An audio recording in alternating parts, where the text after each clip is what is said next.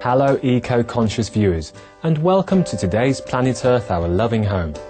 The United Nations has declared 2010 the International Year of Biodiversity, and on today's programme we'll explore the impact of livestock raising on the planet's flora and fauna.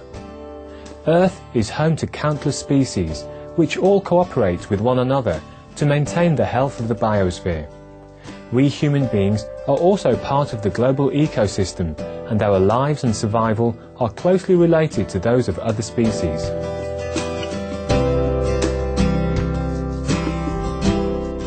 We human beings are living things. We came to existence and evolved in living systems as part of ecological systems. Every time we reduce the amount of biodiversity, we basically impoverish our own future. Dr. Thomas Lovejoy of the United States has enjoyed a long and distinguished career, having served as the Chief Biodiversity Advisor to the World Bank, the Executive Vice President of the World Wildlife Fund US, and as the Senior Advisor to the President of the United Nations Foundation. Currently, he serves as the Heinz Center Biodiversity Chair. The center is a prestigious environmental policy institute in the USA. Dr. Lovejoy created the idea of debt for nature swaps between nations. The idea of debt for nature swaps is to actually turn the idea of debt around and say, is there a way that forgiving debt can actually make conservation and better environmental management take place? And it's basically a matter of forgiving debt in one currency in return for the country in question devoting its own currency for conservation and environmental projects. And nobody knows how much of it's been done because there's no central register, but clearly at least a few $billion worth have taken place and invested in conservation literally all around the world. As part of his important work, Dr. Lovejoy is sounding the alarm that global biodiversity is facing unprecedented threats. We are falling behind the challenge. If 30% of all amphibians are endangered, 10% of all bird species are endangered, that means we're falling behind.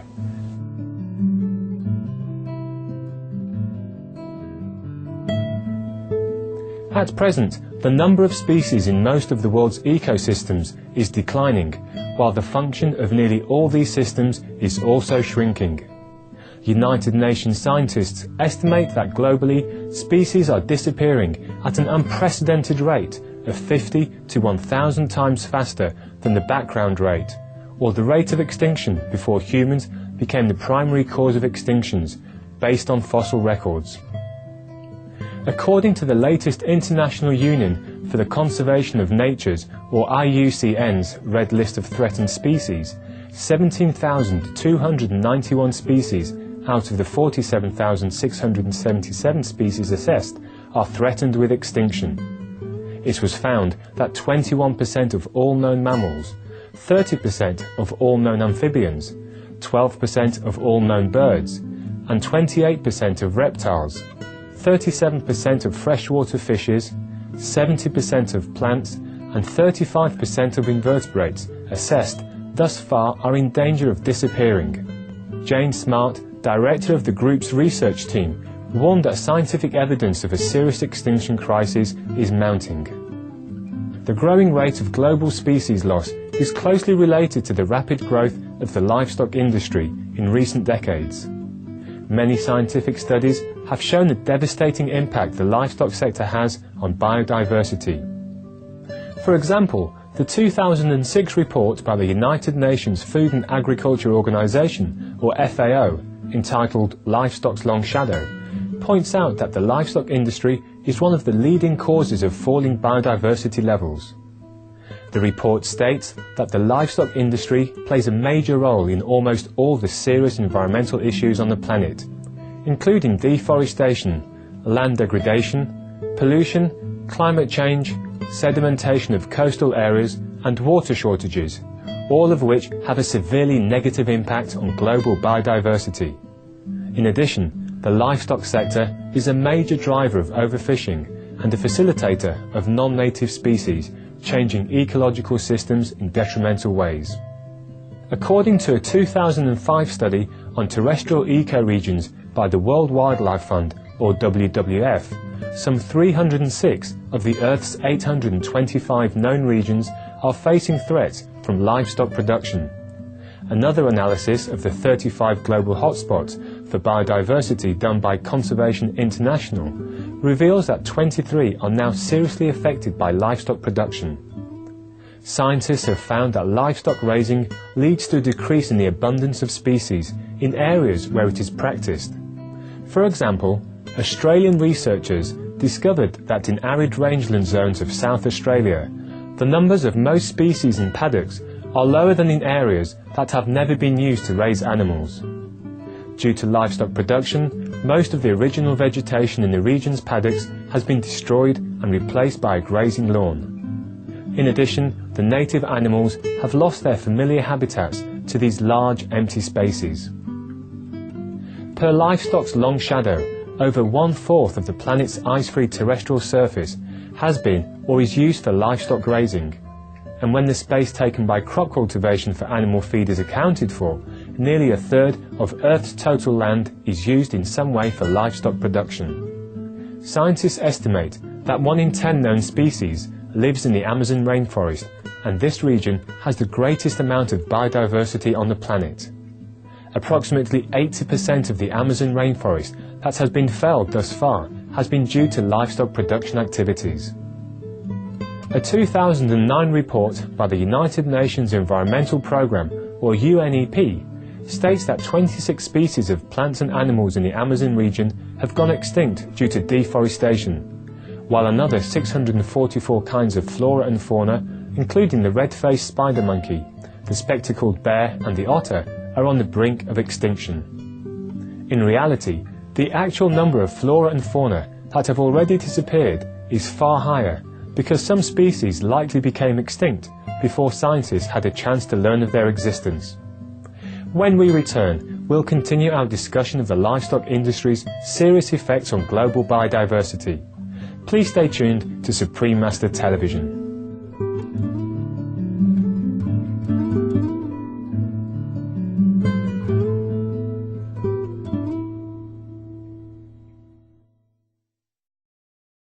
The impacts of deforestation include some short-term benefits for a small number of people, and then it involves health problems and essentially environmental destruction and impoverishment for many, many more people.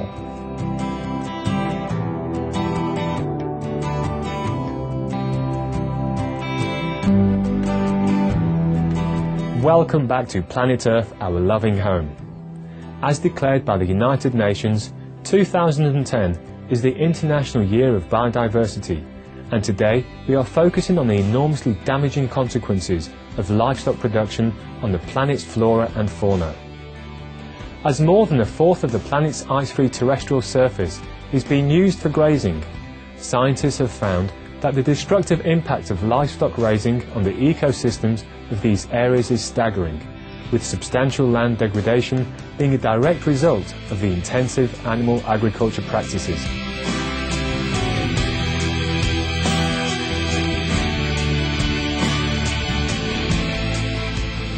Aside from deforestation and land degradation, climate change is another extremely serious threat to global biodiversity, with its destructive effects on plants and animals becoming increasingly apparent.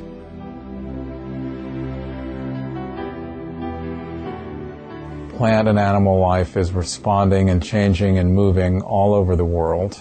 Ecosystems are beginning to fail in certain places like tropical coral reefs or the coniferous forests of North America. So, in the end, the natural world is more sensitive to climate change than anything else on the agenda.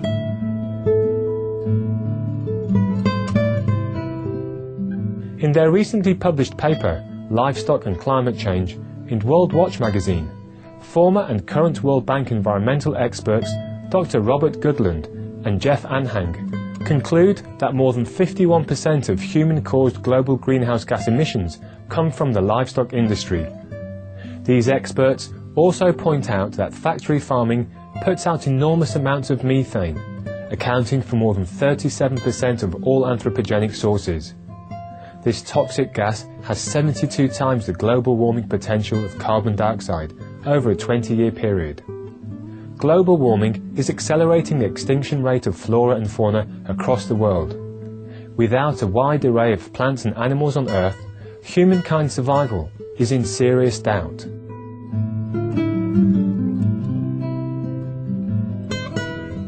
And we need to really think about ecosystems and biodiversity across the face of the planet. And we also need to think about maintaining representative natural areas that are of sufficient size that they continue to be representative. That was the idea of the minimum critical size of ecosystems, and how big should a park be in order to really be representative. If we fail to do this, it's a pretty unattractive future, not only for the rest of life, but for human beings.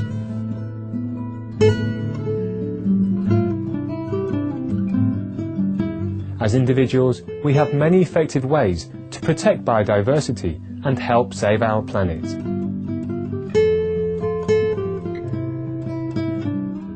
I think probably the most important thing would be to make it possible for most people to realize the wonders and beauties of nature, the essential role nature plays in support of human society. The individual plays a really important role in the future of life on Earth. It's part of our daily actions. It's part of how we act politically, how we vote, who we choose to be our leaders. We need to change how we think about living on this planet. We have to move from thinking about nature as something which occurs in some isolated, fenced-off reserve here and there in the countryside, to thinking of ourselves as living within a natural matrix. It's basically changing our attitude about how we relate to nature, and it's also changing our just daily awareness of it.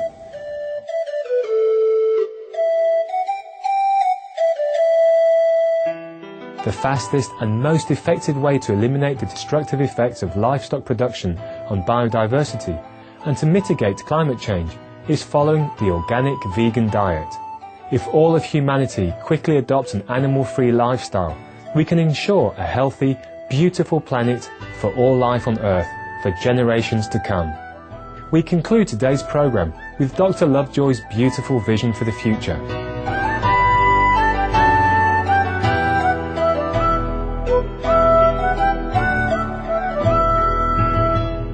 I'd like to share a dream. And the dream is that we actually think on a planetary scale of restoring a lot of the ecosystems that have been degraded and destroyed.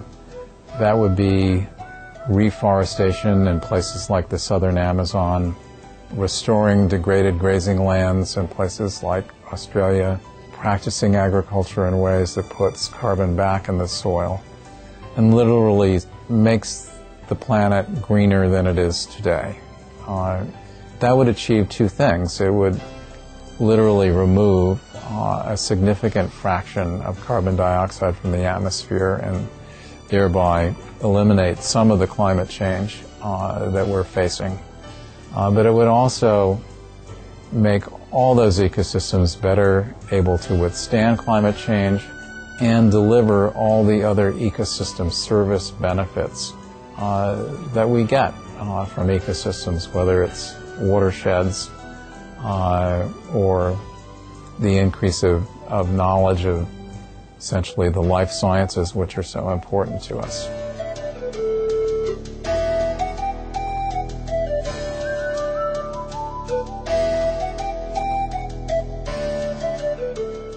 we'd like to thank Dr. Thomas Lovejoy for sharing his perspectives on biodiversity and environmental conservation, and for his many years of leadership in this field. We wish him the very best in his future endeavours. For more information regarding Dr. Thomas Lovejoy, please visit www.heinzctr.org. Thank you for your kind company on today's programme. Up next is enlightening entertainment after noteworthy news. May we all adopt sustainable and compassionate lifestyles to save the planet. For more details, please visit www.suprememastertv.com/PE